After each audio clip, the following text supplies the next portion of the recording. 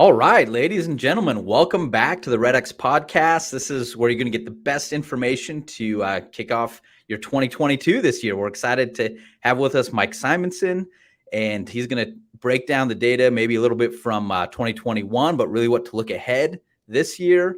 And so excited to have him on the show. Mike, thanks for being here. All right, Robert, nice to be here. And hey, before we get going, just a couple of housekeeping items. We always like to remind people this is a participatory event. So whether you're joining us on social media, on our podcast page, on YouTube, just click down below, ask your questions in the comments, and we'd love to get to them and have those answered live here on the show. Also, we want to have you back. So subscribe to the podcast at our YouTube channel or at theredx.com/podcast so you always know what's going on. But let's get started, Mike. Before we jump into the meat of our discussion today, why don't you tell us a little bit more about yourself, about Altos Research, and then we'll just jump right in. Awesome. Yeah. So I'm Mike Simonsen. I'm the CEO of Altos Research. We track every home for sale in the country, all the pricing, all the changes in pricing, all the supply and demand. And we make those analytics available to you before you get it through the traditional channels. Housing data is so old by the time it usually gets in your inbox. And so we do it every week. And so new data comes out every week. And so for agents who are working with buyers and sellers who need to understand what the heck is going on right now, they might be scared, facing the market in 2022. There's a lot of uncertainty in front of us. Then the information is really the antidote to that fear. So that's what we do. And we power agents and brokers and people in the industry to really help inform their clients. We've been doing it for almost 16 years now. So reaching a lot of people in the world. And this is the perfect time to be looking at data. I mean, that's what we do, right? We close out a year, kick a year off, and we want to understand what's going on. Mike, I think this is the third time you and I have talked about what the data is telling us. And every time I'm blown away because we're a data company. I spend all day in data, but we have Mike on the show, and he just levels up what we can talk about when it comes to data. So excited to kind of get your take. And so let's start where you want to start, but kind of walk through what the data is telling us. Yeah. So the biggest story right now is we are starting 2022 at basically record lows of available inventory. So last year we started 2021. Normally inventory bottoms in late January, early February before the spring inventory starts to come on. And last year we didn't bottom until April 30th. People kept buying all the way through the holidays, and that first quarter was way stronger than a normal first quarter is. This year, we're starting the first quarter at new record lows. So all signs point to this year staying at these super, super low inventory levels. There's really no signs anywhere in the data of any surge in inventory, any reason that it would be climbing. Maybe over the year, if mortgage rates climb substantially, that might lead to a little bit more inventory. But as of right now, when we're talking, we really haven't seen rising rates, and so there really haven't been any sign of a lot of inventory. That really means, another highly competitive season for buyers. And really for, sellers, like if they are thinking about listing, it's golden time. So we've been talking about low inventory, man, probably since just coming out of the first parts of COVID, right? When COVID hit, everything kind of tanked, but within a couple months, the real estate industry was already in a hot recovery. So we've been talking about this for a while, maybe a year and a half. A year and a half.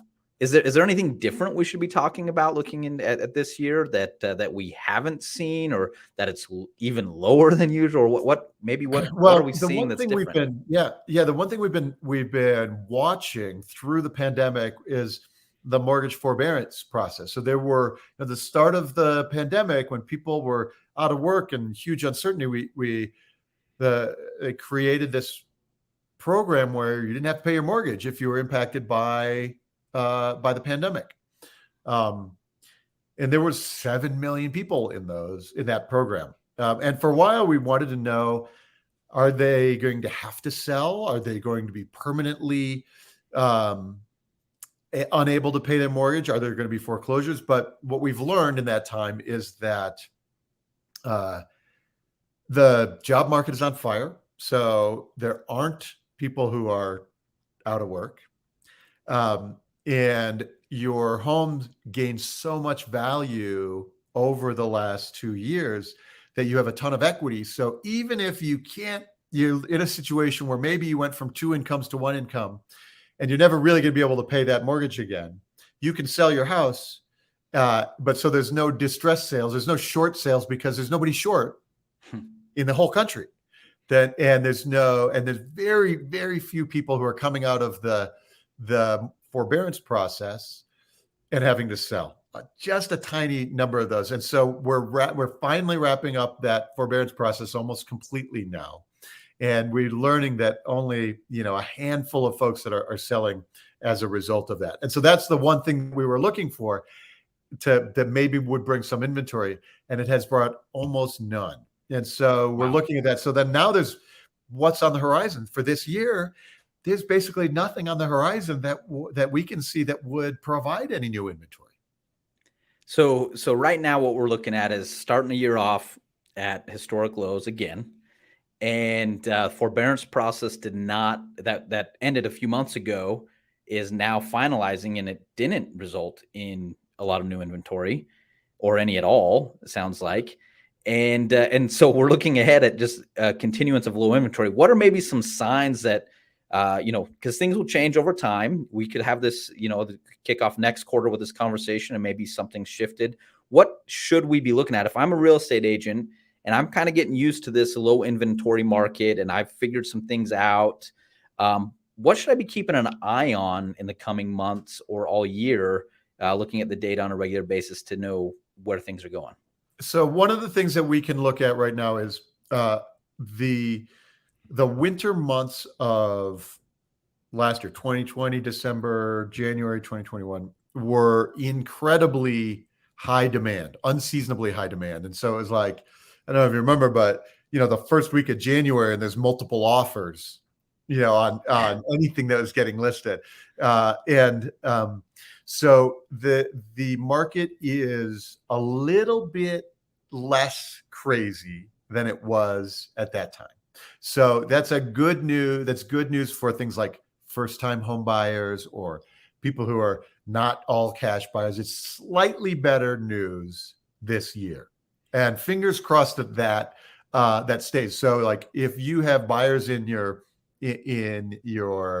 potential buyers in your process, this fall things cooled off a little bit. So some of those folks who got overbid earlier in 2021 were able to get transactions done later in the year.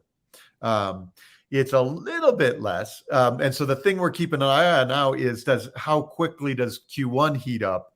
And do we get in this case with, the cash buyers and the overbids and all of those things where where first-time home buyers, for example, are frustrated. We're also keeping our eye on mortgage rates. Mortgage rates have been low.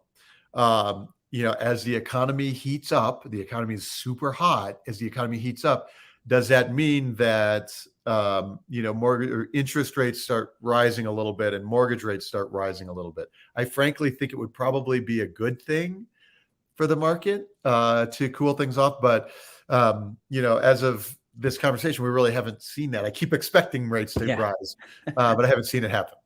And so over the years, obviously, you've been doing this for 16 years.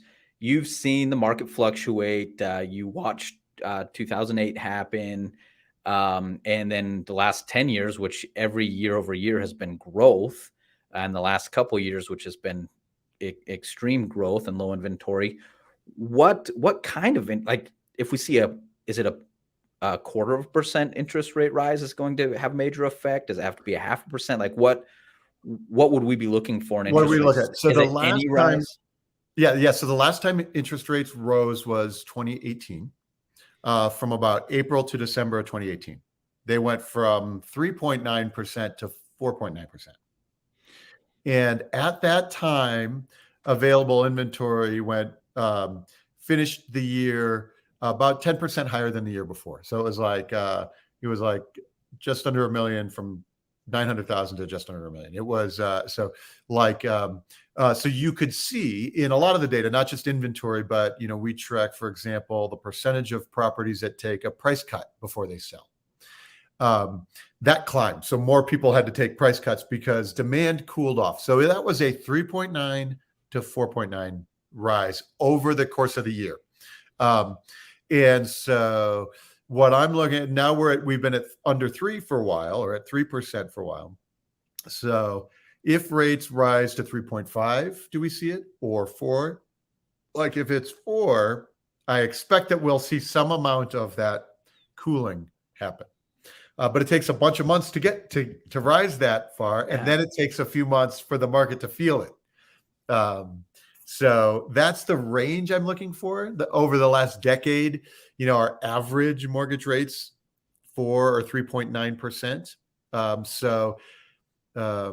One of the interesting things that happens there is, if we're at 3% and sudden for a long time, and now mortgage rates are 4%. To some buyers, all of a sudden things feel expensive at 4%. Yeah. What might happen in that shift is that to first-time home buyers, they don't know the difference. It's 4%. And so do we see a shift if rates rise? Do we see a shift that cools for the repeat buyers and now leaves a little room for first-time buyers?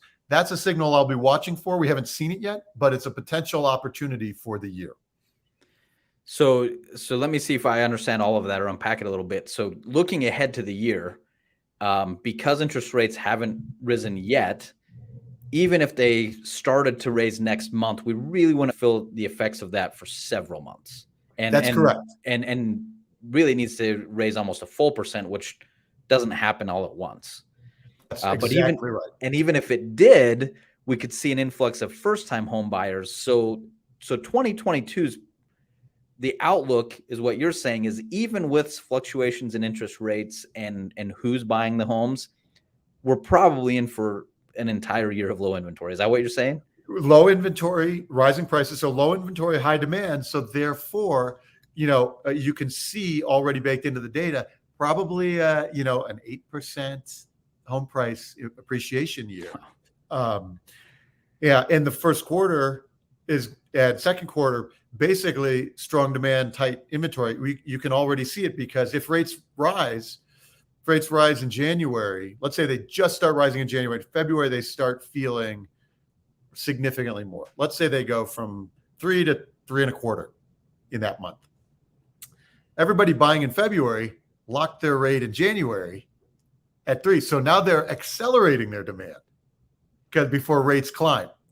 So so then it climbs to March.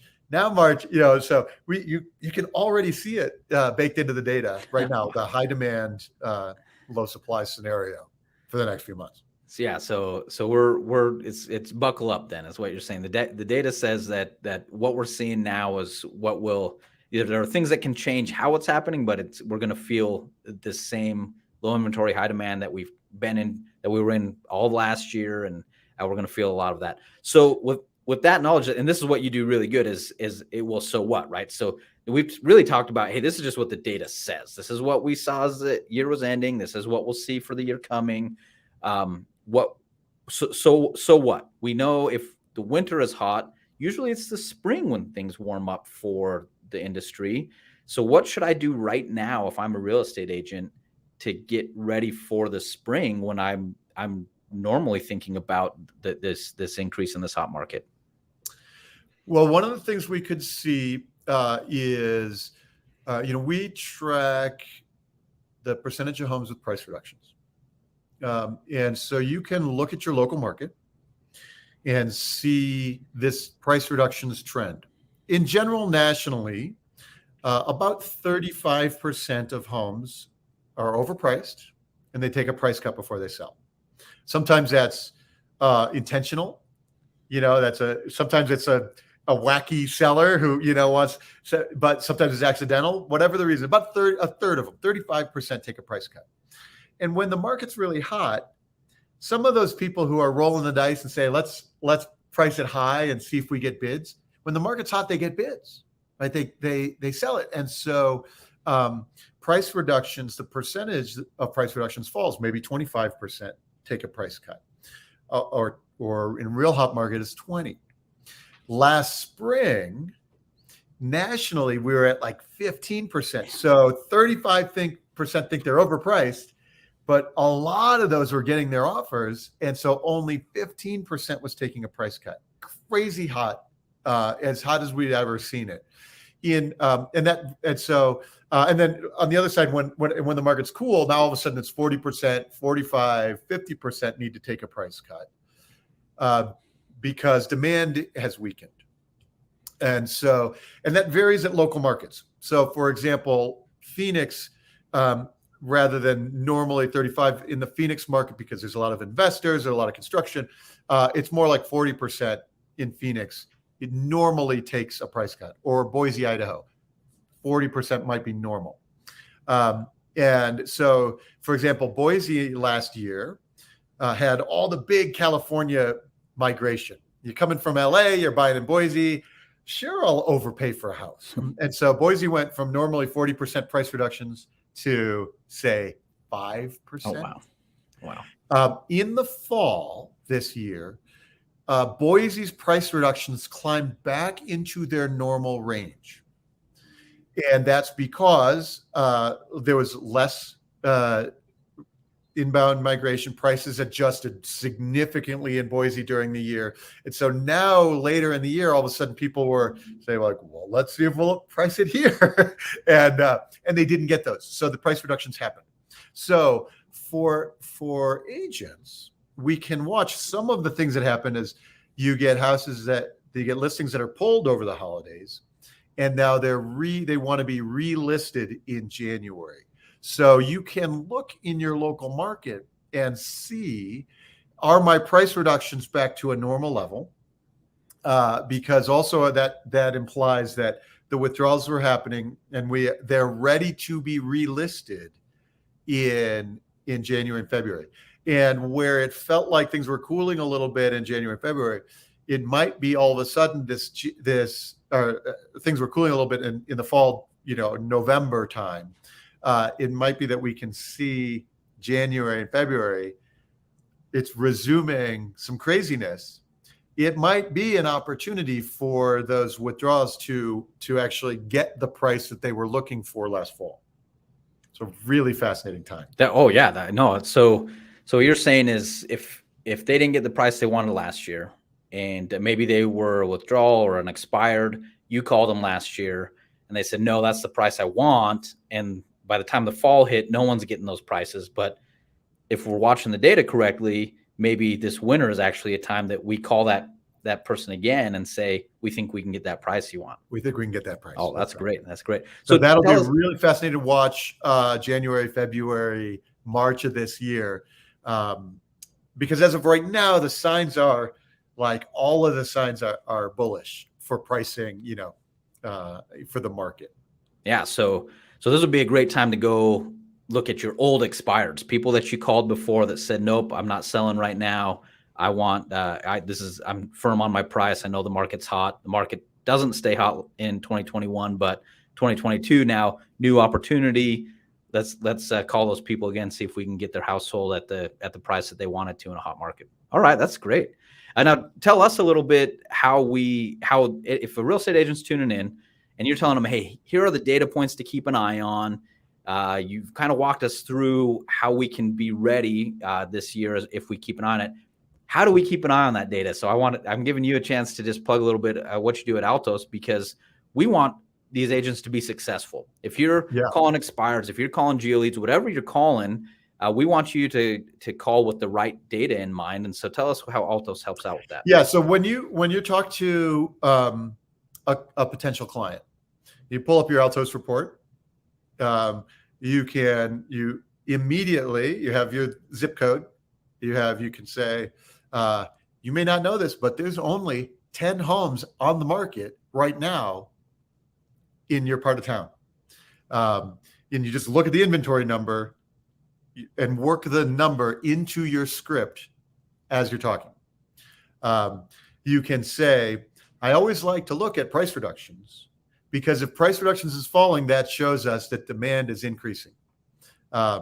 We have, and you can read it right off the report. In each Altos report, we call the market action index is a speedometer. At a glance, answering, how's the market? It measures supply versus demand, and it turns it into a single metric so that you can look up, and you might be looking at, for example, a zip code that you don't normally work in. You bring up the report, you just say, well, we see that the market is heating up, because you can see the speedometer rising, and it's a strong seller's market. In fact, it's higher than it was last year at this time. Or, those kinds of messages that you simply pull up your Altos report and you look at it.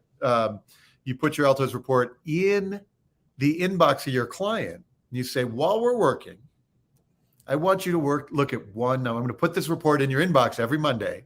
I want you to look at this one number.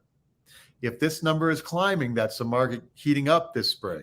If it's falling, that means that inventory is building a little bit, and it might give more options for buyers. Or as a seller, that means that your buyers are starting to be fewer. While we have your house listed, if we're trying to get this super high price, you want to keep your eye on this one number.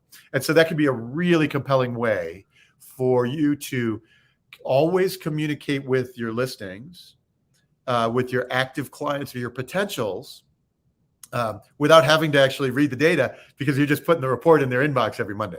It can be a really, really strong.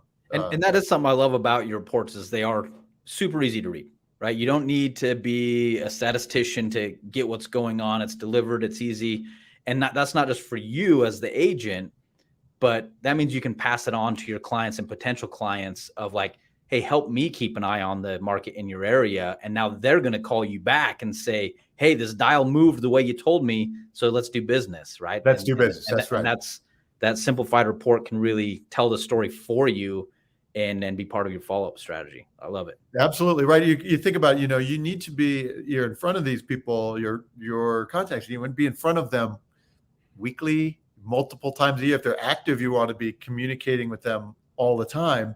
If they're potential, the market data is always fresh every week, and people love to look at it. So it's not just like, hey, your house price is now $600,000, but it's, wow, inventory is climbing, or I'm watching price reductions climb. And people love to engage with that, and now they're getting it from you in their inbox.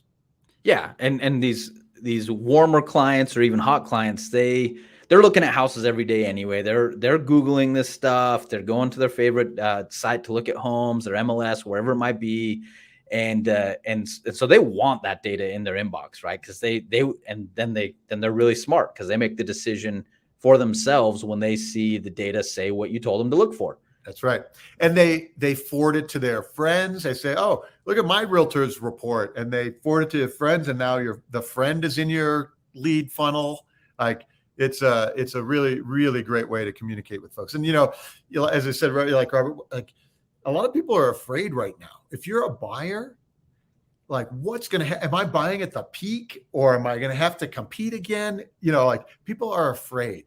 And so the data is how we combat that fear. That's great.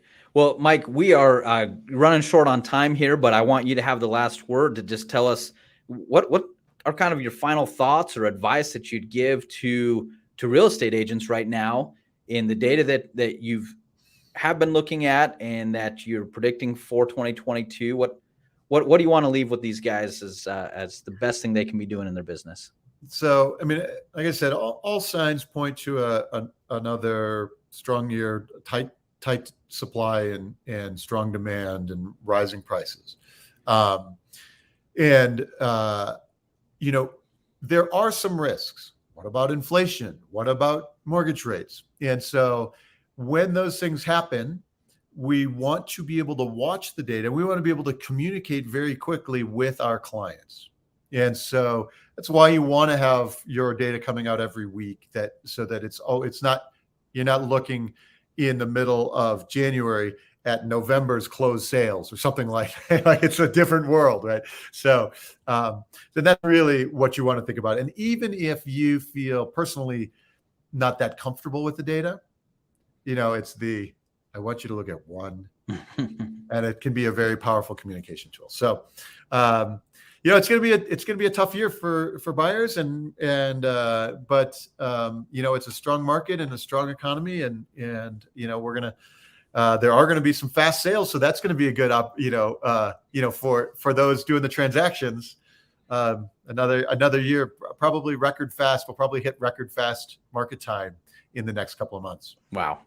That will be something to keep an eye on. I love that message, because I think we are in for another crazy year of low inventory, seller's market. But with everything going on in the economy in general, not just in real estate, there can be some fear and hesitation, and we're going to fight that fear with data. With the right data, we'll talk to the right clients. We'll make them feel comfortable and be able to be successful this year. I think that's the message. We can build it right into our script. That's right. Just work it right in. Hey, if you want to know more info about Mike and Altos Research, you can go see more at altosresearch.com. Yep. And take a look at those at the data that he provides. And you wanted to add something to that? Yeah, we have a nice discount code for REDX. Oh, great. Listeners. Yeah. So we set up a REDX 2022 to get, free month Altos. So if you sign up and, you can go and check out the data, book time with our team, and do all that. And for those who are listening and they sign up, REDX 2022, we work so well together as companies that it's really, terrific to do. So we'd love to give the discount offer for your folks. That's awesome. So yeah, if you're not sure what you're going to do with this data or what the reports look like yet, I'm telling you that they're the best out there and simple to read and easy to help your customers with. But go to altosresearch.com, promo code REDX 2022, get a free month, check them out, and see how that helps your business grow this year. Mike, thank you so much for being here. Always love talking to you. Always love talking about the data. If you want to continue this conversation online, you can just go into our Facebook group, REDX Elite Prospectors Group, and we'll keep talking data and how it's going to help your business grow this year. If you're new to the podcast, want to catch up on what we talked about in 2021 and how to get ready for your business this year, just go to our page at theredx.com, theredx.com/podcast, and keep the conversation alive. We'll see you next week at the same time. And thank you so much for tuning in. Mike, a huge thank you again for your insights and the value that you bring to the REDX community. And we'll see you next week. Robert, I appreciate you and REDX, and it's always a pleasure to be here.